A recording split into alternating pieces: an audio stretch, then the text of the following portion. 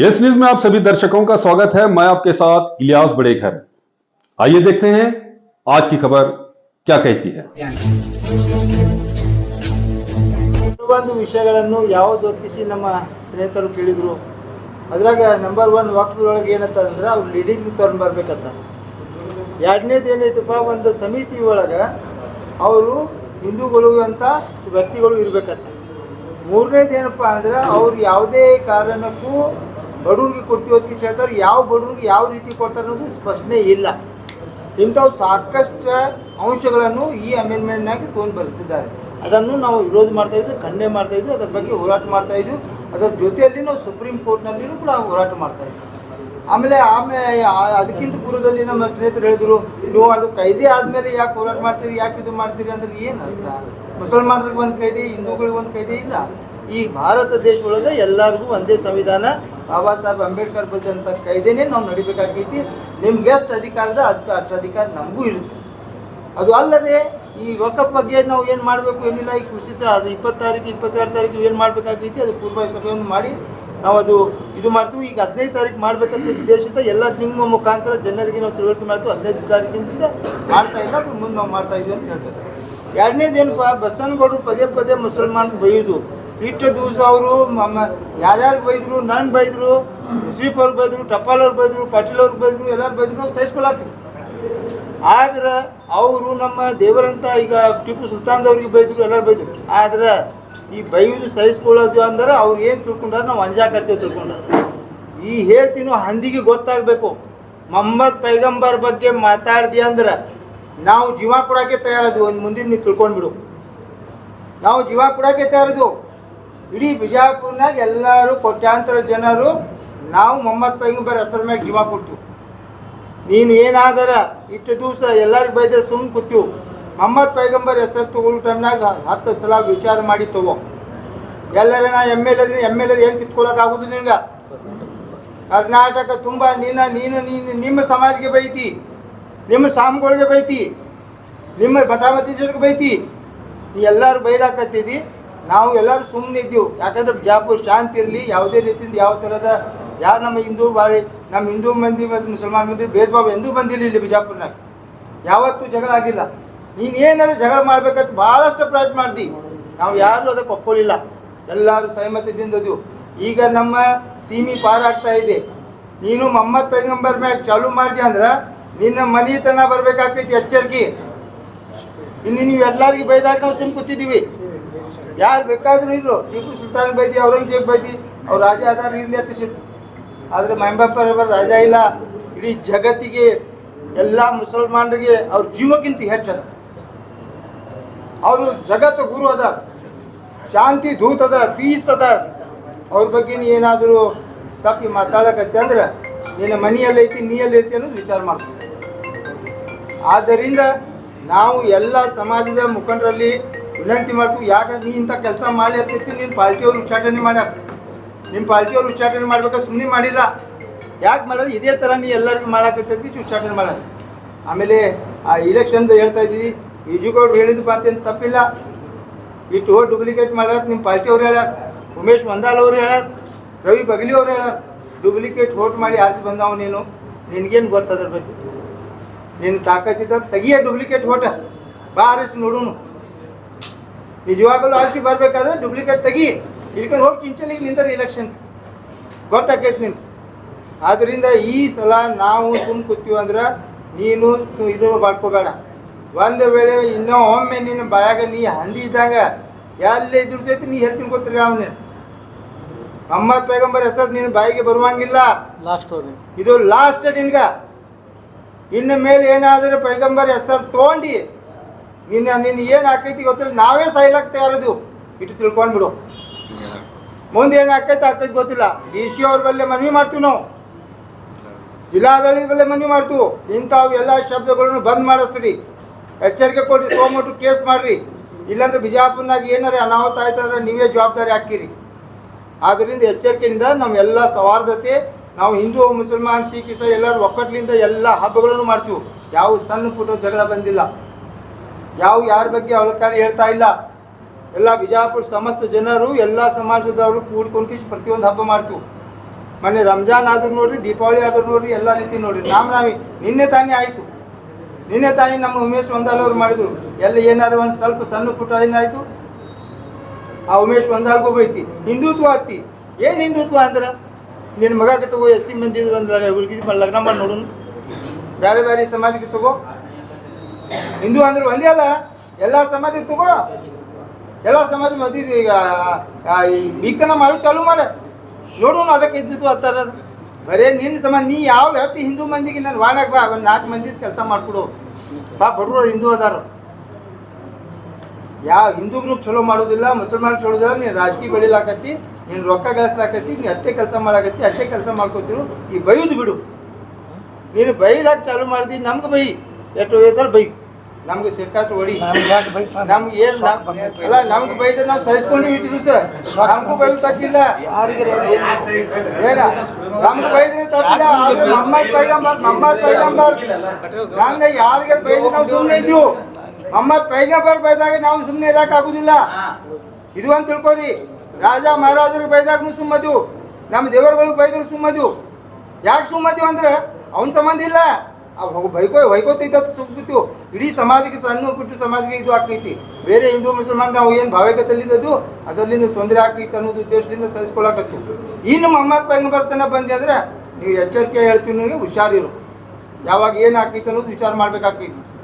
ಆದ್ದರಿಂದ ನಾವು ನಿಮ್ಮ ಶಾಂತಿಯಿಂದ ನಿಮ್ಗೆ ಎಲ್ಲರೂ ಒಕ್ಕಟ್ಲೆ ಮಾಡಬೇಕಾಗೈತಿ. ನಿಮ್ಮ ಮುಖಾಂತರ ಎಷ್ಟು ಹೇಳೋದು, ಯಾರಿಗೆ ಬೈದ್ರು ತಪ್ಪ, ಅದು ಯಾವ ಸಮಾಜಕ್ಕೆ ಬೈದ್ರು ತಪ್ಪ, ಯಾವ ಮನುಷ್ಯಗೆ ಬೈದ್ರು ತಪ್ಪ, ಅದನ್ನ ಬೈದು ಬಿಡಬೇಕು. ರಾಜಕೀಯನಾಗ ಏನು ಮಾಡ್ತೀವಿ ಮಾಡಿ, ಏನು ಅಭಿವೃದ್ಧಿ ಮಾಡಿದ್ದೀನಿ ನೀನು? ನಿನ್ನ ವಿಜಯಗಳು ಹೇಳಿಲ್ಲ, ಏನು ಅಭಿವೃದ್ಧಿ ಮಾಡಿದ್ರು? ಮುನ್ಸಿಪಾಲ್ಟಿ ರೊಕ್ಕ ಹಾಕೊಂಡ್ಕೇಸಿ ಮುನ್ಸಿಪಾಲ್ಟಿಯಿಂದ ಅಭಿವೃದ್ಧಿ ಮಾಡ್ಕೇಸಿ ನಾ ಮಾಡಿ ನಾನು ಪಟ್ಕಟ್ಟು ಫೋಟೋ ಹಾಕೋದು ತಿರುಗಾಡ್ತೀನಿ. ಆಚೆಗೆ ಬರ್ಬೇಕು ನೀನು. ಡೆವಲಪ್ಮೆಂಟ್ ಏನದ, ಡೆವಲಪ್ಮೆಂಟ್ ಮಾಡೋದು ಕಲಿ. ಏನು ಉಚ್ಚಾಟನೆ ಆಗೈತಿ ಅದು ಎಲ್ಲಿ ಪಾಲ್ಟಿ ಕಟ್ ತೋರಿಸಲ್ಲ. ಒಮ್ಮೆ ಪಾಲ್ಟಿ ಕಟ್ತೀನತ್ತಿ, ಒಮ್ಮೆ ಪಾಲ್ಟಿ ಬಿಡ್ತೀನಿ. ನೀವು ಅಷ್ಟೇ ತಗೋತಲ್ಲ, ಹಿಂದೂ ಶಕ್ತಿ ನಿನ್ನ ಬಲ್ಲಿ ಅದಲ್ಲ, ಪಾಲ್ಟಿ ಕಟ್ ನೋಡೋನು. TV ಹೇಳಿ ನನ್ನ ಮಾತು ಮುಗಿಸ್ತೀನಿ. ಜಯ ಹಿಂದ್. ವಕಫ್ ಬಿಲ್ ಅಮೆಂಡ್ಮೆಂಟ್ ಆಗಿದ್ದು ಇದೊಂದು ಅಲ್ಪಸಂಖ್ಯಾತರ ಪರವಾಗಿ ಇರುವ ಒಂದು ಕಾನೂನು. ಇದು ಇವತ್ತಿನಿಂದ ಇಲ್ಲ, ಇದು ಬ್ರಿಟಿಷರ ಕಾಲದಿಂದ ಇದು ವಕಫ ನಿಮ್ಗೆ ಗುರ್ತಿದೆ, ಆವಾಗ ಇನ್ಯಾಕ್ಟ್ ಆಗ್ತದೋ. ಬಟ್ ಅದಕ್ಕಿಂತ ಮುಂಚಿತವಾಗಿ ಮೊಘಲರ ಆಳ್ಕೆ ಆಗಲಿ, ಬೇರೆಯವರ ಆಳ್ಕೆ ಆಗಲಿ, ಇದು ವಕಫ್ ನಡ್ಕೋತೆ ಬಂದಿದೆ. ವಕಫ್ ಒಂದು ಸಂಸ್ಥೆ. ಯಾವ ಪ್ರಾಪರ್ಟಿಗಳು ಜನರು ದಾನವಾಗಿ, ಮಠಕ್ಕೆ ದಾನ ಕೊಡ್ತೀರಿ, ಬೇರೆ ಶಾಲೆಗಳಿಗೆ ದಾನ ಕೊಡ್ತೀರಿ, ಎಜುಕೇಷನ್ ಇನ್ಸ್ಟಿಟ್ಯೂಟ್ಗೆ ದಾನ ಕೊಡ್ತೀರಿ, ಅದೇ ಥರ ನಮ್ಮ ಧರ್ಮ ಇಸ್ಲಾಂ ಧರ್ಮದಲ್ಲಿ ಯಾರು ಮುಸ್ಲಿಮರ ಯೋಗ ಕ್ಷೇಮ ವೆಲ್ಫೇರ್ ಸಲುವಾಗಿ, ಬಡವರ ಸಲುವಾಗಿ, ವಿಧವೆಗಳ ಸಲುವಾಗಿ, ಯಾರು ಬೇರೆ ಅಂತ ಕಾರ್ಯಗಳಿಂದ ಅವ್ರಿಗೆ ಹೆಲ್ಪ್ ಆಗಲಿ ಅಂತೇಳಿ ವಕಫಕ್ಕೆ ದಾನ ಮಾಡಿರ್ತಾರೆ. ಅದು ವಕಫ್ ಪ್ರಾಪರ್ಟಿ ಆಗುತ್ತೆ. Once Waqf property it is always Waqf party. ಒಂದ್ಸಲ ವಕಫ್ ಆತಂದ್ರೆ ಅದು ಆಲ್ವೇಸ್ ಅದರಲ್ಲಿ ಏನೂ ಬದಲಾವಣೆ ಮಾಡ್ಲಿಕ್ಕೆ ಕಾರಣಿಲ್ಲ. ಅಂಥದ್ದೊಂದು ಕಾನೂನು ಏನಿತ್ತಲ್ಲ, ಅದರ ಒಳಗೆ ಇವರು ಸಂಶೋಧನೆಯ ಹೆಸರಿನಲ್ಲಿ ಬಂದು ಲೂಟಿ ಮಾಡುವ ಉದ್ದೇಶದಿಂದ ಇದು ಹೇಳಬೇಕಾಗಿದೆ ನಮ್ಗೆ. ಅವರು ಇದು ಮುಕ್ಕಟ್ಟು ಹಾಕೊಂಡಾರ, ಅವರು ಬಡವ್ರಿಗೆ ಹೆಲ್ಪ್ ಮಾಡ್ತೀವಿ, ಅವ್ರಿಗೆ ಇಷ್ಟು ದಿವಸ ಯಾಕೆ ಮಾಡಲಿಲ್ಲ? ನೀವು 11 ವರ್ಷದಿಂದ ಸರ್ಕಾರ ಒಳಗಿದ್ದೀರಿ, ನಿಮ್ಮಲ್ಲಿ ಒಂದೇ ಒಂದು ಜನಪ್ರತಿನಿಧಿ ಮುಸ್ಲಿಂ ಸಮಾಜಕ್ಕೆ, ಅಲ್ಪಸಂಖ್ಯಾತ ಸಮಾಜಕ್ಕಿಲ್ಲ. ಇದು ಒಮ್ಮೆ ನೀವು ರಾತ್ರಿ 12ಕ್ಕೆ ಎದ್ದು ನಾವು ವಕಫ್ ಪ್ರಾಪರ್ಟಿ ಕಬಳಿಸಿ ನಾವು ಏನಾರ ಮಾಡ್ತೀವಿ ಅಂದರೆ ಇದರಲ್ಲಿ ನಿಮ್ಮ ದುರುದ್ದೇಶ ಕಾಣ್ತೀವಿ. ಅದು ಒಂದು. ಅದೇ ಸರ್, ಈಗ ನಮ್ಮ ಪತ್ರಕರ್ತರು ಬಂದು ಹೇಳ್ದಂಗೆ ಅದ್ರ ಬಗ್ಗೆ ಡೀಟೇಲ್ಸ್ ಇನ್ನೂ ಭಾಳ ಅದಾವೆ. ಇದೇನು ನಮ್ಮ ಕಮಿಟೀಸ್ ಇರ್ತಾವೆ, ದಾನ ಮಾಡಿದ್ದ ಅವಕ್ಕೆ ಮೇಂಟೈನ್ ಮಾಡೋಕ್ಕೇನು ಕಮಿಟೀಸ್ ಅಲ್ಲ. ಆ ಎಲ್ಲ ಕಮಿಟೀಸ್ ಒಳಗೆ 11ಕ್ಕೆ 11 ಅಲ್ಪಸಂಖ್ಯಾತರು ಇರ್ತಾರೆ. ಅದರೊಳಗೆ ಲೇಡೀಸ್ ಇರ್ಬೋದು, ಇರಬಾರ್ದು, ಒಂದು ಕ್ರೈಟೇರಿಯಾ ಒಳಗೆ ಅದು ಆಗಿರ್ತದೆ. ಆದರೆ ಈಗ ಇವ್ರೇನಂತಾರೆ, ಅಲ್ಲಿ ಕೆಲವೊಂದೇ ಜನ ಮುಸ್ಲಿಮರು ಇರಬೇಕು, ಉಳ್ಕಿದ್ದವ್ರು ಹಿಂಗಿರಬೇಕು, ಹಂಗಿರಬೇಕು. ನಮ್ಮದೊಂದು ಟ್ರಿಬ್ಯುನಲ್ ಇತ್ತು. ಟ್ರಿಬ್ಯುನಲ್ ಯಾವಾಗ ಆಯ್ತು? DC ಗಳು ಅಧಿಕಾರಿಗಳಿಂದ ವಕಫದಲ್ಲಿ ತೊಂದರೆ ಆದ ನಂತರ ಅದು ಏನಾಯ್ತು, ಟ್ರಿಬ್ಯುನಲ್ ರಚನೆ ಆಯ್ತು. ಮೊದಲು ಡಿಸ್ಟ್ರಿಕ್ಟ್ ಕೋರ್ಟ್ ಒಳಗೆ ನಡೀತಿದ್ದು ಕೇಸ್, ನಂತರ ಟ್ರಿಬ್ಯುನಲ್ ಒಳಗೆ ನಡೆದು. ಈಗ ಅದು ಟ್ರಿಬ್ಯುನಲ್ ಅಂದರೆ ಒಂದು ಡೆಡಿಕೇಟೆಡ್ ನ್ಯಾಯಾಲಯದ ನ್ಯಾಯಾಲಯದ ಅಂಗ. ಅದು ಬರೇ ವಕಫ್ ಬಗ್ಗೆನೇ ಡಿಸ್ಕಸ್ ಮಾಡ್ತದೆ. ಅದನ್ನು ಹಾಕುವ ವಿಚಾರದಿಂದ DC ಅವ್ರಿಗೆ ಪವರ್ ಕೊಟ್ಟು ಅದರಲ್ಲಿ ಇದು ಮಾಡುವವ್ರದ್ದು ಇದೆ. ಯಾಕಂದರೆ ಅವ್ರು ಎಲ್ಲನೂ ಮಾರ್ಕೊಂಡು ತಿಂದರೆ ಆಗಾಳಿ ಹೇಳಿದೆ ನಾನು. ಈಗ ಉಳಿದಿದ್ದ ವಕಫ್. ಮತ್ತು ವಕಫ್ದೊಳಗೆ ಒಂದು ದೊಡ್ಡ ತಪ್ಪು ಮಾಹಿತಿ ಏನು ಕೊಡ್ಲಾಗ್ತಾರಪ್ಪ ಅಂದರೆ, ಸುಮಾರು 8.5 ರಿಂದ 9 ಲಕ್ಷ ಎಕರೆ ಏನು ವಕಫ್ ಇದೆ, ಅದರೊಳಗೆ 60% ಬರೀ ಗೋರ್ಯಾಳ ಅದಾವೆ. ಹ್ಯಾಂಗೆ ಮುಸಲ್ಮಾನರು ಗೋರ್ಯಾಳ ನೀವು ಹೇಳಾಕ್ತಿದ್ರಿ? ಗೋರ್ಯಾಳ ಮಾರ್ಕೊಂಡು ತಿನ್ನಕ್ಕೆ ಸಾಧ್ಯನಾ? ಕೆಲವೊಂದು ಜಮೀನು ಉಳ್ಕಿದ್ದ ದರ್ಗಾ ಅದಾವೆ, ಮಸೂತಿ ಅದಾವೆ. ಕೆಲವೊಂದು ಜಮೀನು ನಾವು ಅದಕ್ಕೆ ಸಮಾಜದ ಒಳಿತಕ್ಕಾಗಿ ಯೂಸ್ ಮಾಡಬೇಕಾಗಿತ್ತು. ಆ ಮಟ್ಟಿಗೆ ಯೂಸ್ ಮಾಡಲಿಲ್ಲ, ಅದು ನಮಗೆ ಖೇದಿದೆ. ಮಾಡಬೇಕಾಗಿತ್ತದು, ಅದು ಇವ್ರದ್ದು ಕಣ್ಣು ಕೆಂಪಾಗ್ಯಾವ. ಅದೊಂದು ವಿಷಯ ನಾವು ನಿಮ್ಮ ಮುಂದೆ ಹೇಳಾಯ್ತು. ಇನ್ನೊಂದು, ನಮ್ಮ ಸಿಟಿ MLA ಅವರು ಪದೇ ಪದೇ ಒಂದು ಸಮಾಜಕ್ಕೆ ಗುರಿಯಾಗಿಸ್ಕಿಟ್ಕೊಂಡು ಅವರೇನು ಅವಹೇಳನಕಾರಿ ಮಾತುಗಳನ್ನ ಹೇಳ್ತಾರೆ. ವಿಶೇಷವಾಗಿ ನಮ್ಮ ಪ್ರವಾದಿ ಮೊಹಮ್ಮದ್ ಪೈಗಂಬರ್ಗೆ, ಯಾಕಂದ್ರೆ ಅವರು ಟಿಪ್ಪು ಸುಲ್ತಾನ್ ಆಗಲಿ, ಔರಂಗಜೇಬ್ ಆಗಲಿ, ಎಲ್ಲರ ಬಗ್ಗೆನೂ ಹಗುರವಾಗಿ ಮಾತಾಡೋರು ಚಟಾಗಿದೆ. ಅದಕ್ಕೆ ಬಿಜಾಪುರ ಜನರು, ನಾವಲ್ಲ, ಎಲ್ಲರೂ ಅವ್ರಿಗೆ ಓಟ್ ಹಾಕಿದವರು ಅವ್ರಿಗೆ ಹುಚ್ಚು MLA ಅಂತಾರೆ. ಹುಚ್ಚು ಬಸವನಗೌಡ, ಹುಚ್ಚು ಎತ್ತನಾಳ್ ಅಂತಾರೆ. ಯಾಕಂದ್ರೆ ಸುಮ್ಮನ್ನಂಗಿಲ್ಲ, ಯಾಕಂದ್ರೆ ಅವ್ರು ಯಾರಿಗೆ ಏನು ಹೇಳಾಕ್ತಾರೆ ಅನ್ನೋದು ತಿಳಂಗಿಲ್ಲ. ಅವ್ರು ಹೇಳ್ತಾರೆ ನಾ ಹಿಂದುತ್ವದ ಸಲುವಾಗಿ ಹೋರಾಡ್ಲಾಗತ್ತೀನಿ ಅಂತ. ಯಾವ ಪಕ್ಷ ಹಿಂದುತ್ವ ಸಲುವಾಗಿ ದೇಶದೊಳಗೆ ಹೋರಾಡ್ಲಾಗ್ತದೆ, ಆ ಹಿಂದುತ್ವ ಪಕ್ಷದ ಹಿಂದೂಗಳೇ ಅವ್ರಿಗೆ ಈಗ ಉಚ್ಚಾಟನೆ ಮಾಡ್ಯಾರ. ಹಂಗಾದ್ರೆ ಇವ್ರು ಯಾವ ಉದ್ಯೋಗ ಹಿಂದುತ್ವಕ್ಕೆ ಇದು ಮಾಡ್ಲಾಗ್ತಾರೆ? ನಮ್ಮ ಸ್ವಾಮಿಗಳು ಹೇಳ್ತಾರೆ, ಬಸವ ಮೃತ್ಯುಂಜಯ ಸ್ವಾಮಿಗಳು ಅವ್ರ ಪರವಾಗಿ ನಿಂತಾರೆ, ಅದು ನಮ್ಗೆ ವೆಲ್ಕಮ್ ಅದು, ಅದಕ್ಕೆ ನಾವು ಇದು ಮಾಡ್ತೇವೆ. ಆದರೆ ಬಸವ ಮೃತ್ಯುಂಜಯ ಸ್ವಾಮಿ ಕೂಡಲ ಸಂಗಮ ಪೀಠದ ಸ್ವಾಮೀಜಿಗಳು ಇದು ಒಂದು ಕ್ಲಿಯರ್ ಮಾಡಬೇಕು. ಅವ್ರ ಸ್ಟ್ಯಾಂಡ ಮುಸಲ್ಮಾನರಿಗೆ ಬೈಯುವಾಗ, ಮುಸಲ್ಮಾನರಿಗೆ ಅವಹೇಳಕಾಗಿ ಹೇಳುವಾಗ ಅವ್ರದ್ದು ಏನು ಅದ್ರ ಬಗ್ಗೆ ಅವ್ರ ವಿಚಾರ ಏನಿದೆ? ಗುರುಗಳು ಸ್ವಾಮಿಗಳು ಅವರು ಯಾವ ಬರೀ ಅವರು ಯತ್ನಾಳವ್ರಿಗೆ ಸ್ವಾಮಿಗಳು, ನಮಗೂ ಅವರು ಪೂಜ್ಯ ಸ್ವಾಮಿಗಳೇನೆ. ನಾವು ಇದನ್ನು ಅವ್ರಿಗೆ ಹೋಗಿ ಒಂದು ನಿಯೋಗ ಹೋಗಿ ಅವ್ರಿಗೆ ಕೇಳೋರ್ದೇವು, ನೀವು ಇಷ್ಟ ಭಾಳ ಇದರಲ್ಲೇ ಒಂದು ಒನ್ ಸೈಡೆಡ್ ಇವತ್ತು ನೀವು ಯತ್ನಾಳ್ ಹಿಂದೆ ನಿಂತೀರಿ, ಮುಸಲ್ಮಾನರ ಬಗ್ಗೆ ಅವ್ರ ವಿಚಾರ ನಿಮ್ಮ ವಿಚಾರ ಒಂದೇ ಅದಾವೇನೋ? ಇದು ಅವ್ರು ಗುರುತು ಮಾಡಬೇಕು ಸಮಾಜಕ್ಕೆ. ಇಂಥವು ಹಲವು ಇದಾವೆ. ಅದಕ್ಕೆ ನಾವು ಅವ್ರ ಬಗ್ಗೆನೂ ನಾವು ವಕಫ್ ಬಗ್ಗೆನೂ ನಮ್ದು ಒಂದು ದೊಡ್ಡ ಪ್ರೊಟೆಸ್ಟ್ ಆಗುತ್ತೆ. ಅದ್ರ ಬಗ್ಗೆ ಪೂರ್ವಭಾವಿ ಸಭೆ ಕರೆದು ನಿಮಗೆ ಡೇಟ್, ವೇಳೆ, ಸ್ಥಳ ತಿಳಿಸ್ತು. ಮತ್ತು ಬಸವನಗೌಡ ಅವ್ರ ಬಗ್ಗೆನೂ ನಾವು ಒಂದು ಇದರದಲ್ಲಿ ತೆಗೆದ DC ಆಫೀಸಲ್ಲಿ ಅವ್ರಿಗೆ ಅರೆಸ್ಟ್ ಮಾಡೋ ಸಲುವಾಗಿ ನಾವು ಮುಂದಿನ ದಿನಗಳಲ್ಲಿ ನಮ್ಮ ಒಂದು ಹೋರಾಟ ಇರುತ್ತೆ. ಉಚ್ಚಾಟಿತ ಚಿಂಚೋಳಿ ಶಾಸಕ ಏನು ಯತ್ನಾಳ್ ಅವ್ರ ಬಗ್ಗೆ ಏನು ಯಾಕೆ ನಾವು ಚಿಂಚೋಳಿ ಶಾಸಕ ಹೇಳ್ತೀನಿ ಅಂದ್ರೆ, ಅವ್ರು ಚಿಂಚೋಳಿಯವ್ರಿಗೆ ಒಂದೇ 25-30 ಸಾವಿರ ಓಟ್ ಚಿಂಚೋಳವ್ರು ಹಾಕ್ಯಾರ. ಮತ್ತು ಅಲ್ಲೇ ಫ್ಯಾಕ್ಟ್ರಿನೂ ಅಲ್ಲೇ ಮಾಡ್ಲಾಕತ್ತಾರ, ಎಲ್ಲ ಆಸ್ತಿನೂ ಚಿಂಚೋಳಿಗೆ ಮಾಡ್ಲಾಕತ್ತಾರ. ಮತ್ತು ಇಲ್ಲಿ ಶಾಸಕ ಹೇಳಕತ್ತ ನಮ್ಗೆ ಹಂಗೆ ನಮಗೂ ಹೇಳಕ್ಕೆ ಆಸ್ಪದ ಇದು ಬಾಯಾಗ ಬರ್ಲಾಗತ್ತಿಲ್ಲ. ಚಿಂಚೋಳಿ ಪಟ್ನೆ ಎಲ್ರಿ ಕೇಳಿದ್ರೆ ಬಿಜಾಪುರ ನಗರ ಶಾಸಕ ಅಂತ ಹೇಳೋದು ಬಾಯಿಗೆ ಬರ್ಲಾಗತ್ತಿಲ್ಲ, ಪಟ್ನೆ ಚಿಂಚೋಳಿ ಶಾಸಕತೆ ಬರ್ಲಾಗತ್ತದ. ಅದು ಯಾಕೆ ಹಿಂಗೆ ಅದು? ಯಾಕಂದ್ರೆ ನಿಮಗೂ ಗುರ್ತದೆ ಎಲ್ಲರಿಗೆ.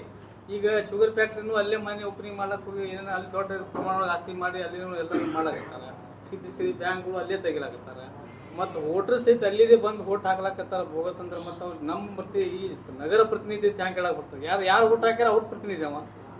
ಅದಕ್ಕಾಗಿ ಅವ್ರಿಗೆ ಇದು ಇವನ ಬಗ್ಗೆ ಒಂದು ಈಗಾಗಲೇ ವಕ್ಫ್ ಅಮೆಂಡ್ಮೆಂಟ್ ಬಗ್ಗೆ ನಮ್ಮ ಹಿರಿಯರು ಹೇಳಿದ್ದಾರೆ ಈಗಾಗಲೇ. ಈಗ ಅದರಲ್ಲಿ ಕ್ಲಾರಿಫಿಕೇಶನ್ ಏನಂದ್ರೆ, ಕೇಂದ್ರ ಸರ್ಕಾರದಲ್ಲಿ ಏನು ಅಮಿತ್ ಶಾ ಅವರು ಇವತ್ತು ಈಗಾಗಲೇ ನಮ್ಮ ವಿರೋಧ ಪಕ್ಷದ ಎಲ್ಲ ನಾಯಕರು ಇಡೀ ಇತಿಹಾಸದಲ್ಲಿ ಏನು ಯಾವುದೇ ಅಮೆಂಡ್ಮೆಂಟ್ ಬಿಲ್ ಪಾಸ್ ಆಗ ಅಷ್ಟು ಗಾಂಭೀರ್ಯತೆಯಿಂದ ಅಷ್ಟು ಅರ್ಥಪಡಿತವಾಗಿ ಯಾರು ಅಷ್ಟು ವಕ್ಫ್ ಅಮೆಂಡ್ಮೆಂಟ್ ಬಗ್ಗೆ ಇಷ್ಟು ವಿವರವಾದಂಥ ಏನೊಂದು ಇಡೀ ಅಂತಾರಾಷ್ಟ್ರೀಯ ಮಟ್ಟದಲ್ಲಿ ಸಹಿತ ಅದರ ಬಗ್ಗೆ ಚರ್ಚೆ ಆಗಿದೆ. ಆ ಅಮೆಂಡ್ಮೆಂಟ್ ಬಗ್ಗೆ ನಮ್ಮ ಮೇಧಾವಿಗಳು, ವಿರೋಧ ಪಕ್ಷದಲ್ಲಿ ಇರುವಂಥ ನಾಯಕರುಗಳು ಭಾಳ ಒಳ್ಳೆ ರೀತಿಯಿಂದ ಸ್ಪಷ್ಟೀಕರಣ ಕೊಟ್ಟಿದ್ದಾರೆ. ನಾವು ಕೊಡೋದು ಅವಶ್ಯಕತೆ ಇಲ್ಲ ಇವತ್ತು. ಅದಕ್ಕಾಗಿ ಇನ್ನೊಂದು ಹೇಳ್ಬೇಕಂದ್ರೆ, ಒಂದು ಟ್ರಿಬ್ಯುನಲ್ ಅಂದರೆ ಗುರ್ತೈತಿಲ್ಲ ಅಮಿತ್ ಶಾ ಅದನ್ನ ಕೇಳ್ಬೇಕಾದ್ರೆ. ಟ್ರಿಬ್ಯುನಲ್ ಅಂದ್ರೆ ಒಬ್ಬ ಜಿಲ್ಲಾ ನ್ಯಾಯಾಧೀಶ, ಅವ ನ್ಯಾಯಾಧೀಶನ ಯಾರೇನು ಸರ್ಕಾರ ನೇಮಿಸಿರ್ತಾರೆ, ಅವರು ಒಬ್ಬ ಹೈಕೋರ್ಟ್ ಜಡ್ಜ್, ಅದಕ್ಕೆ ಒಂದು ಜಡ್ಜ್ ಡೆಪ್ಯುಟೇಷನ್ ಮಾಡಿರ್ತಾರಲ್ಲ ಒಂದು ಟ್ರಿಬ್ಯುನಲ್ ಅಂತೇಳಿ. ಅಲ್ಲಿ ಒಬ್ಬ ರಿಟೈರ್ಡ್ ಜಡ್ಜ್, ಒಂದು ಇನ್ನೊಬ್ಬರು IAS ಆಫೀಸರ್ ಮೆಂಬರ್ ಮಾಡಿರ್ತಾರೆ. ಅದು ಟ್ರಿಬ್ಯುನಲ್ ನ್ಯಾಯಾಲಯ ದೊಡ್ಡದು ಏನು DC ಆಫೀಸ್ ದೊಡ್ಡದು ಇವತ್ತು. ಅದಕ್ಕಾಗಿ ನ್ಯಾಯಾಲಯ ಟ್ರಿಬ್ಯುನಲ್ ಮತ್ತು ಓದ್ಕೊಳ್ಳಿ. ಅದ್ರಾಗ ಅಲ್ಲಿ ಏನು ಟ್ರಿಬ್ಯುನಲ್ ಅಂದ್ರೆ ಅದು ನ್ಯಾಯಾಲಯ ಯಾರ ಬರೀ ಮುಸಲ್ಮಾನರ ಫೇವರ್ ಇರ್ತದೆ. ಈಗಾಗಲೇ ಮೊನ್ನೆ ನಮ್ಮ ವಿರೋಧ ಪಕ್ಷದ ನಾಯಕರು ಮತ್ತು ಇದು ನಮ್ಮ ಮುಖ್ಯಮಂತ್ರಿಯವರ ಕಾರ್ಯದರ್ಶಿಗಳು ಮತ್ತು ಮಂತ್ರಿಗಳು ನಸೀರ್ ಅಹಮದ್ ಅವರು ಭಾಳ ವಿವರವಾಗಿ ಹಿಡಿತಾರೆ. ಯಾರು ಅದ್ರಾಗ ಎಷ್ಟು ಮಂದಿ ಇರ್ತಾರೆ, HK ಪಾಟೀಲ್ ಹೇಳ್ಯಾರ, ಕಾನೂನು ಮಂತ್ರಿಗಳು ಇರ್ತಾರೆ ಅದ್ರ ವಿವರವಾಗಿ. ಅದಕ್ಕೆ ಯಾರು ಏನದ ಎಲ್ಲ ಕಡೆ ಮುಸಲ್ಮಾನರೇ ಅದಾರ ಅಧಿಕಾರಿಗಳು ಎಲ್ಲರ ಕಡೆ. ಅದು ನ್ಯಾಯಾಧೀಶರು ಎಷ್ಟು ಮಂದಿ ಇದ್ದಾರೆ, ನ್ಯಾಯಾಧೀಶ 3 ನ್ಯಾಯಾಧೀಶರ ಹೆಸರು ಹೇಳ್ಯಾರ. ಅದರಲ್ಲಿ ಯಾರೂ ಒಬ್ಬರು ನ್ಯಾಯಾಧೀಶರು ಮುಸಲ್ಮಾನರಿಲ್ಲ. ಇದು ಟ್ರಿಬ್ಯುನಲ್ ಬೆಳಗಾವಿ ಟ್ರಿಬ್ಯುನಲ್ನಲ್ಲಿ ಒಬ್ಬ ಮಹಿಳೆ ಇದಕ್ಕೆ ಹಿಂದೂದಲ್ಲ ಅದು ಜಡ್ಜ್, ಅವೇನು ಜಡ್ಜ್ಮೆಂಟ್ ಫೇವರ್ ಏನೋ ಬರೀ ಮುಸ್ಲಿಮ್ ಫೇವರ್ ಮಾಡ್ತಾರೆ ಅವರು. ಇಂಥ ಎಲ್ಲ ತಪ್ಪು ಮಾಹಿತಿ ಇದು ಏನು ಮಾಡ್ಲಕತ್ತಾರಂದ್ರೆ, 3 ತಲಾಕ್ ಆಯಿತು, ಅದರದಿಂದ ಏನೋ ಪ್ರಯೋಜನ ಆಗಿಲ್ಲ. ಜನರಿಗೆ ಒಂದು ತಪ್ಪು ಅವ್ರು ಏನು ಮಾಡ್ಲಕತ್ತಾರಂದ್ರೆ ಅಂಧಭಕ್ತರಿಗೆ ತಪ್ಪು ಸಂಧಿಸ್ಕೊಳಕತ್ತಾರೆ. ಇವತ್ತು ನಾವು ಹಿಂಗೆ ಹೋಗ್ತೀವಿ, ಹಿಂಗೆ ಮಾಡಿದೆವು, 3 ತಲಾಕ್ ಹಂಗೆ ಮಾಡಿದೆವು, ಏನೂ ಆಗೋದಿಲ್ಲ ಅದು. ಅದರೊಳಗೆ ಏನೂ ಇಲ್ಲ, ಅದ್ರಾಗ ಗಂತು ಇಲ್ಲ, ಅಮೆಂಡ್ಮೆಂಟ್ ಒಳಗಂತೂ ಏನೂ ಇಲ್ಲ ಅದ್ರಾಗ. ಅದಕ್ಕಾಗಿ ಅದ್ರ ಬಗ್ಗೆ ನಾವು ಕೂಡ ಹೋರಾಟ ಮಾಡ್ತಾ ಇದ್ದೀವಿ. ಮತ್ತು ಇನ್ನೊಂದು ಏನಂದ್ರೆ, ಈ ನಮ್ಮ ಚಿಂಚೋಳಿ MLA ಈಗಾಗಲೇ ಸಾಕಷ್ಟು ನಮ್ಗೆ ಹೇಳಿದ್ರು. ಈಗ ಪ್ರತಿಯೊಂದು ಈಗೇನು ಮುಸಲ್ಮಾನರ ಬಗ್ಗೆ ಹೇಳಿದ್ರು, ಪಾಕಿಸ್ತಾನ ಬಗ್ಗೆ ಹೇಳೋದು ಬರೀ ಇದೇ ನಡ್ತಿತ್ತು. ಅವ್ರಿಗೇನಾಗಂದ್ರೆ ಮೈಕ್ ಸಿಕ್ಕರೆ ಹಂದಿಗೆ ಹೇಳಿ ಸಿಗಂಗಲತ್ತದ.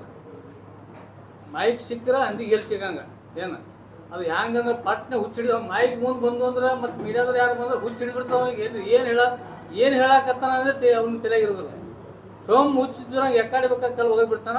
ನೀವು ಮಾಧ್ಯಮದವ್ರು ಯಾರೇ ಟಿ ವಿ ಮುಂದೆ ಬೈಟ್ ತೊಗೊಳಕ್ಕೆ ಬಂದ್ರಂದ್ರೆ ಒಂದು ಯಡಿಯೂರಪ್ಪನ ಬರ್ತಾನ, ಒಬ್ಬ ವಿಜೇಂದ್ರನ ಬರ್ತಾನ, ಒಂದು ಪಾಕಿಸ್ತಾನ, ಒಂದು ಸಾಬ್ರು.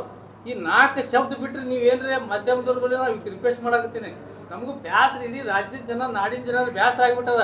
ಏನು ಹಿಂಗೆ ಸ್ವಲ್ಪ ತೆಗ್ಯಾನನ್ನೇ ಒಂದು ವಿಜೇಂದ್ರ, ಯತ್ನಾಳ, ಯಡಿಯೂರಪ್ಪ ಇದು ಇದೇ ನಡೆದ ಬರೀ. ಅದಕ್ಕೆ ದಯವಿಟ್ಟು ಮಾಧ್ಯಮದ ಮುಖ್ಯಸ್ಥರಲ್ಲಿ ನನ್ನ ವಿನಂತಿ ಏನಂದ್ರೆ, ಇವೆಲ್ಲ ಬಿಟ್ಟು ಸ್ವಲ್ಪ ಜನರದ ಒಳ್ಳೇದು ಏನದಾವ, ಏನಾಗ್ಲಾಕತ್ತದ, ಬೆಲೆ ಏರಿಕೆ ಬಗ್ಗೆ ಏನಾಗ್ತದ, ಸಾರ್ವಜನಿಕರಿಗೆ ಅನುಕೂಲ ಆಗುವಂಥದ್ದು, ರೈತರಿಗೆ ಅನುಕೂಲ ಅನ್ನೋ ಒಂದು ಕೆಲವೊಂದು ಸುದ್ದಿಗಳು ಕೂಡ ದಯವಿಟ್ಟು ಹಾಕಿರ್ತೇಳಿ ನಾನು ಮಾಧ್ಯಮದಲ್ಲಿ ಒಂದು ರಿಕ್ವೆಸ್ಟ್ ಮಾಡ್ತೀನಿ. ಹೊಂಟ ಬರೀ ಇದೇ ನಡೆದದ, ವಿಜೇಂದ್ರ, ಯತ್ನಾಳ, ಯಡಿಯೂರಪ್ಪ. ಇದು ಎಲ್ಲಿ ಏಕಟ್ ಒಂದು 2 ವರ್ಷ ಇದೇ ನಡೆದ ನೋಡಕತ್ತಿ ಕೇಳಕತ್ತಿ. ಮಾಧ್ಯಮ ಏನೇ ಬರ್ಲಾಕತ್ತ ಅದಕ್ಕಾಗಿ ದಯವಿಟ್ಟು ನನ್ನ ರಿಕ್ವೆಸ್ಟ್ ಅದ ನಮ್ಮ ಮುಖ್ಯಸ್ಥರಲ್ಲಿ ಕೂಡ ಅಲ್ಲಿ ನೀವು ಏನ್ ಮಾಡ್ತೀರಿ ಅಂದ್ರೆ ಅದು ಕಷಾಶ್ ಬಿಟ್ರೆ ಜನ ಈಗ ಏನಾಗ್ಯದಂದ್ರೆ ಈಗ ನೀವೇನ್ ಮಾಡತ್ತೀರಿ ಆ TRP ಸುಲಾಕ್ ಬರೀ ಏನ್ ಮಾಡ್ತದ ಇಂಥ ಒಟ್ಟು ಎತ್ತರ ಬಂದ ಕೂಡ ಅವು ಅಂಧಭಕ್ತ ಅವ್ರು ನೋಡ್ತಾರ, ಆ ಅಂಧಭಕ್ತ ಇವ್ರು ನೋಡ್ತಾರ, ಯಡಿಯೂರಪ್ಪನ ಅಂಧಭಕ್ತ ಅವ್ರು ನೋಡ್ತಾರ. ಅದು ಅಷ್ಟು ನಿಮ್ಮ ಮೇಲೆ ಅದು ನಮ್ಮ ಗಾಡಿ ಟಿವಿದವ್ರದ್ದು ಅವ್ರು ನಿಮ್ಗೆ ನಡೆದದ ಅಷ್ಟೇ. ಅದಕ್ಕಾಗಿ ದಯವಿಟ್ಟು ಇನ್ನೊಂದು ಹೇಳ್ಬೇಕಂದ್ರೆ, ಯತ್ನಾಳಗ ನಾ ಇನ್ನೊಮ್ಮೆ ಯಾಕೆ ನಾವು ಈಗಾಗಲೇ ನಮ್ಮ ನಾಯಕರು ವಾರ್ನಿಂಗ್ ಮಾಡ್ರಂದ್ರೆ, ಅವನಿಗೆ ಯಾಕರೆ ಜಯಂತಿಗಳು ಮಹಾಪುರುಷರ ಜಯಂತಿ ಇರ್ತದ ಅದ್ರ ಖಬರ್ಲ್ಲ ನಮ್ಗೆ. ಮೊನ್ನೆ ಅಲ್ಲಿ ಸೇವಾ ಜಯಂತಿ ಕರೆದ್ರು, ಅಲ್ಲಿನೂ ಪಾಕಿಸ್ತಾನ, ಸಾಬ್ರು, ಯಡಿಯೂರಪ್ಪ, ವಿಜೇಂದ್ರ ಎಲ್ಲಿ ಆ ವೇದಿಕೆ ಮೇಲೆ ಅಲ್ಲಿ ಅಷ್ಟೇ, ಅಲ್ಲಿನೂ ಅದೇ ಆಯ್ತು. ಮುಂದೆ ಇಲ್ಲಿ ಇದ್ರಾಗ ಛತ್ರಪತಿ ಶಿವಾಜಿ ಮಹಾರಾಜ ಜಯಂತಿ ಮಾಡಿದ್ರು, ಅಲ್ಲಿನೂ ವಿಜೇಂದ್ರ, ಯಡಿಯೂರಪ್ಪ, ಸಾಬ್ರು, ಪಾಕಿಸ್ತಾನ, ಅಲ್ಲಿನೂ ಅದೇ ಆಯ್ತು ಸ್ಟೇಜ್. ಪುಣ್ಯಾತ್ಮ ನಿನಗ ಎದಕ್ ಕರೆದಾರ ಅದರಿಂದ ಖಬರ್ ಅದಲ್ಲ. ಯಾವ ಜಯಂತಿ ಮಹಾಪುರುಷರ ಜಯಂತಿ ಕರೆದಿರ್ತಾರ ಅಲ್ಲ, ಆ ಮಹಾಪುರುಷರ ಬಗ್ಗೆ ಒಂದು 2 ಶಬ್ದ ಹೇಳ್ಬೇಕಲ್ಲ. ಎಲ್ಲ ಹೇಳ ಕೇಳ್ರಿ, ನಿಮ್ಮ ಮಾತು ಎಲ್ಲಿ ನೋಡಿಲ್ಲ ನೀವು. ಒಂದು ಇಲ್ಲಪ್ಪ ಇವ್ರು ಶಿವಲಾಲ್ರು ಇಲ್ಲಿ ಇಷ್ಟೆಲ್ಲ ಆದರ್ಶ ಪುರುಷರು ಹಿಂಗಿದ್ರು, ಛತ್ರಪತಿ ಶಿವಾಜಿ ಮಹಾರಾಜ ಆದರ್ಶ ಪುರುಷ ಇದ್ರು, ಈ ರೀತಿ ತಾವು ಯುವಕರು ಅವ್ರ ಆದರ್ಶ ಪಾಲಿಸಿದ ಹೇಳುವಂತ ಸಂದೇಶ ಏನಾರ ಕೊಡ್ಲಾಕತ್ತ ಪುಣ್ಯಾತ್ಮ. ಬರೇ ಏನಾಯ್ತು ಅಲ್ಲ, ಅಲ್ಲಿ ಹೋಗ್ಯಾನ ಮೊನ್ನೆ ಹುಬ್ಳ್ಯಾಗ ರಾಮನವಮಿ ಒಳಗ ಅಲ್ಲಿ ಹೋಗಿ ನಮ್ಮ ಪ್ರವಾದಿ ಮೊಹಮ್ಮದ್ ಪೈಗಂಬರ್ ಸಲ್ಲಲ್ಲಾಹು ಅಲೈಹಿ ವಸಲ್ಲಂ ಅವ್ರ ಬಗ್ಗೆ ಈ ರೀತಿ ಠಾಕ್ರೆ ಮನ್ಯಾಗ ಹುಟ್ಟ ಅಂತ ಹೇಳ್ದ. ನೀನು ನನಗೆ ನಿನ್ನದೇ ಕನ್ಫ್ಯೂಸ್ ಆಗತ್ತ, ನೀ ಎಲ್ಲಿ ಹುಟ್ಟಿ ಅನ್ನೋದು. ಯಾಕಂದ್ರೆ ಹೋದ್ ಪ್ರೆಸ್ ಮೀಟ್ ಹೇಳಿನ ಇವ ದವಾಖಾನ್ಯಾಗ ಚೇಂಜ್ ಆಗ್ಯಾನ. ಯಾಕಂದ್ರೆ ಅಸಲಿ ಗೌಡ ಅಲ್ಲಿ ಇವ. ಯಾಕಂದ್ರೆ ರಕ್ತಗತ ಗೌಡ್ರು ಏನು ರಕ್ತಗತ ಗೌಡ್ರು ಇರ್ತಾರಲ್ಲ ಏನ್ರಿ ಎಸ್ ಎಂ ಪಾಟೀಲ್ರ ರಕ್ತಗತ ಗೌಡ್ರು ಅವರೆಲ್ಲ ಸೆಕ್ಯುಲರ್ ಇರ್ತಾರ. ಯಾಕಂದ್ರೆ ಹಳ್ಳ್ಯಾಗ ನೋಡ್ರಿ ನೀವು ಅವ್ರ ಮನ್ಯಾಗೆಲ್ಲ ಮುಸಲ್ಮಾನರು ಎಲ್ಲ ಸಾಮಾಜಿಕ ನ್ಯಾಯ ಆ ಗೌಡ್ರ ಮನ್ಯಾಗ ಇರ್ತದ. ಅದಕ್ಕೆ ಇವ್ರು ನನಗೆ ಸ್ವಲ್ಪ ಇವ್ರು ಸಂಶಯ ಬರ್ಲಾಗತ್ತದ ಏನನ್ನೋದು ಇವ ಸ್ವಲ್ಪ ದವಾಖಾನ್ಯಾಗ ಚೇಂಜ್ ಆಗಿರ್ಬೇಕು ಅಂತ ನಮ್ಗೆ ಸಂಶಯ ಬರ್ಲಾಗ್ತದ. ಹುಚ್ಚು ಚೆನ್ನಾಗಿ ಮಾಡ್ಲಾಕತ್ತಾನ. ಅದಕ್ಕೆ ಯಾಕಂದ್ರೆ ಇವ್ರ ಫ್ಯಾಮಿಲಿ ಒಳಗೆ ಇವ್ರು ತಂದೆಯವ್ರು ಕುಟುಂಬ ಹಿಡ್ಕೊಂಡು ಅವ್ರು ಎಲ್ಲ ಅಂತವನ್ನ ನೋಡ್ಕೊಂಡು ಬಂದೇವು. ಅವ್ರು ಯಾರು ಹಂಗಿಲ್ರಿ, ಎಲ್ಲರೂ ಭಾಳ ಸೆಕ್ಯುಲರ್. ಅವ್ರ ಮನ್ಯಾಗ ಎಲ್ಲ ಮುಸಲ್ಮಾನರು, ಅಡಿಗೆ ಮಾಡೋರು ಮುಸಲ್ಮಾನರು, ಅವ್ರ ಡ್ರೈವರ್ಸ್ ಮುಸಲ್ಮಾನರು ಎಲ್ಲಾರು ಇದ್ರು. ಅದು ಇವ ಹಿಂಗ ಹುಚ್ಚಿಸ್ರಂಗ ಇದು ಮಾಡ್ಕೊತಿರಿ ಹೇಳಕತ್ತಾನ. ಅದಕ್ಕೆ ಇವ ದವಾಖಾನೆ ಚೇಂಜ್ ಆಗಿರ್ಬೇಕಂತ ನನಗೆ ಸ್ವಲ್ಪ ಸಂಶಯ ಬರ್ಲಾಗ್ತದ. ಅದಕ್ಕೆ ಒಂದು ಸ್ವಲ್ಪ ಇವ್ದು DNA ಚೇಂಜ್ ಚೆಕ್ ಮಾಡ್ಬೇಕು. ಮೊದಲು DNA ಚೆಕ್ ಮಾಡ್ಬೇಕು. ಇವಂದು ಇದು ಅಸಲಿ ಗೌಡ್ ಬೀಜ ಅಲ್ಲಿ ಇದು ಅಂತ ನನಗೆ ಅನಿಸ್ಲಾಗತ್ತೆ. ಅವ್ರಿಗೆ ಎಚ್ಚರಿಕೆ ಇನ್ನೊಮ್ಮೆ ಕೇಳ್ರಿ, ನಮ್ಮ ನಮ್ಮ ಏನಾದ ಪ್ರವಾದಿ ಮೊಹಮ್ಮದ್ ಪೈಗಂಬರ್ ಅವರ ಅನ್ವಯಗಳು ಬಹಳ ಈಗ ಶೆಟ್ ಗೆಲ್ಬಿಟ್ರು. ಏನ್ರಿ ಅವ ಏನ್ ಮಾಡ್ಲಾಕತ್ತಾನಂದ್ರ ಹಿಂದೊಂದ್ 4 ಗನ್ಮ್ಯಾನ ಮುಂದೊಂದ್ 4 ಗನ್ಮ್ಯಾನ ಇಟ್ಕೊಂಡು ಮಾತಾಡ್ಬಿಡ್ತಾನ. ಅರೆ ನೀನ್ ಗಂಡ್ಸಿಂದ್ರೆ ಒಬ್ಬನೇ ಬಂದು ಮಾತಾಡೋಲ್ಲ. ಗಾಂಧಿ ಚೌಕ್ ಒಳಗ ನಿಜವಾಗಿ ನೀನ್ ರಾಮನಗೌಡ ಪಾಟೀಲ್ ಮಗಾನೇ ಇದ್ರ, ಅವನಿಗೆ ಹುಟ್ಟಿದ್ರ, ನೀವು ಒಬ್ಬನೇ ತಿರ್ಗಾಡು ಒಬ್ಬನೇ ಮಾತಾಡೋ. ಆ ಹಿಂದೆ ಮುಂದೆ ಹಿಡಿದು ಅದು ಪೊಲೀಸರು ಹಿಡ್ಕೊಂಡು ಅಲ್ಲಿ ಏನು ಬೇಕಾದ್ ಹೋಗ್ಕೊಳ್ಳೋದ ಅಲ್ಲಿ ಅಂದ್ರೆ ಅದನ್ನೇ ತಪ್ಪು ತಿಳ್ಕೊಬೇಡ. ಏನಾರ ಕೇಸ್ ಹಾಕನಾಗ 100 ಕೇಸ್ ಬಿಡಲಿ, FIR ಆಗಲಿ, ಆ FIR ಎಲ್ಲ ಈಗೇನಾಗ್ತದೆ ಹೇಳಿದಾರೆ ನಾಯಕರು ಕೆಲವರು ಯುವಕರು ಅಂತೂ ಭಾಳ ರಚ್ಗೆದ್ದಾರ, ನಮಗೆ ಬೈಲಾಕತ್ತಾರ. ಅಲ್ಲಿ ಎಲ್ಲೇ ಓಣ್ಯಾಗ ಹೋದಲ್ಲಿ ನೀವು ಏನು ಮಾಡಾಕತ್ತೀರಿ, ನೀವು ನಾವು ಹಿಂಗೆ ಮಾತಾಡಕತ್ತಾನ ಪರವಾಗಿ ನೀವು ಲೀಡರ್ಗಳು ಏನು ಮಾಡ್ತೀವಿ ಅಂತೇಳಿ. ಅದಕ್ಕಾಗಿ ಮಾನ್ಯ ಜಿಲ್ಲಾಡಳಿತಕ್ಕೆ ಮತ್ತು ಪೊಲೀಸ್ ಎಸ್ ಪಿ ಅವರಿಗೂ ಕೂಡ ನಾವು ವಿನಂತಿ ಅದ, ಇನ್ನು ಮುಂದೆ ಬಿಜಾಪುರ ನಗರದಲ್ಲಿ ಅವ ಎಲ್ಲರೇ ಸಾರ್ವಜನಿಕ ಭಾಷಣ ಇದ್ರೆ ನಮ್ಮನ್ನ ಒಂದು 200 ಹುಡುಗರು ನಾವು ಕಳ್ಸೋರಲ್ಲಿ. ಯಾಕೆ ಕಳ್ಸೋ ಅಂದ್ರೆ ದಾಳಿ ಮಾಡೋಕ್ಕಲ್ಲ, ಕಾನೂನು ಕೈಯಾಗ ತೊಗೊಳಕ್ಕಲ್ಲ. ಏನು ಅವ ಏನಾದರೂ ಅಲ್ಲಿ ತಪ್ಪು ಮಾತಾಡೋದಂದ್ರೆ ಅಲ್ಲಿ ಕಲ್ಲು ಹೊಡಿತಾವ. ಏನು ಅದು ಒಂದು ಕೆಲಸ ನಾವು ಮಾಡ್ಬೇಕಾಗಿದೆ. ಯುವಕರು ಭಾಳ ಇದಾಗ್ಯಾಗ. ಅದಕ್ಕೆ ಬಿಜಾಪುರೊಳಗೆ ಇನ್ನು ಮುಂದೆ ನೀವೇನೋ ಪ್ರವಾದಿ ಬಗ್ಗೆ ಮಾತಾಡೋದ್ರೆ. जैसा कि आप सब जानते हैं कि आप सभी का प्यार हमारे साथ कायम है, इसी तरह से हमारे इस चैनल को प्यार करते रहिए और हमारी सारी खबरों को लाइक, शेयर और सब्सक्राइब करना ना भूलिए। हमारा यही मकसद है कि आपको हर खबर जो है जैसा है वैसा ही आपको हम दिखाते रहेंगे, ना किसी का पक्ष लेंगे, ना किसी के विरोध में जाएंगे। हमारे कदम सच के साथ।